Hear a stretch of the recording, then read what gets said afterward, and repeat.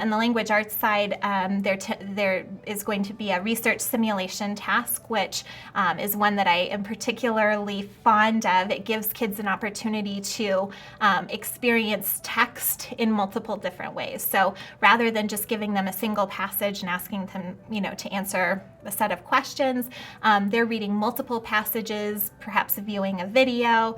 The passages that they're reading are often pretty diverse in type of text that they're looking at. And then the experience is sort of hands-on and interactive for the kids. So it's designed to sort of replicate a research experience, even though we're in a testing situation. And I love that that's a much more authentic approach to testing than just, here, read this passage and answer some questions. Well, DC CAS was very basic. It was, all multiple choice or fill in the blank and bubbles, I think the main difference is that PARCC allows students to really show what they know.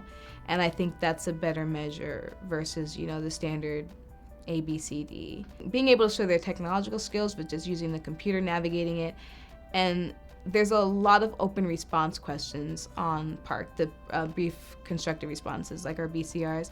And because of that, it really allows every student to explain their reasoning and their logic, which is so important for our math students because, math is a logic-based subject. And so when you can read a student's rationale and logic behind how they arrived at their answer or a conclusion or a solution, it's really helpful because that's feedback that we can immediately use and say, oh, they were thinking this, now let me backtrack and see why.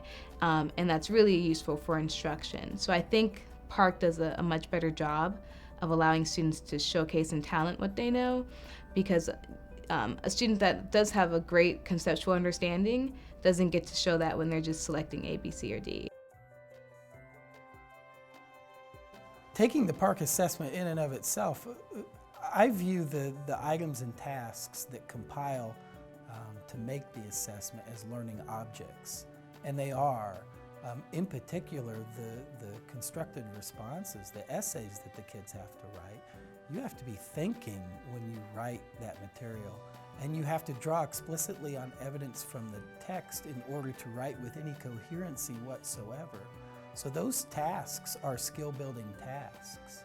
So even though they're assessing the current level of that student as far as their skill goes, it's also building their level. Because the more you write and revise and the more you think and problem solve, the more your skills move forward.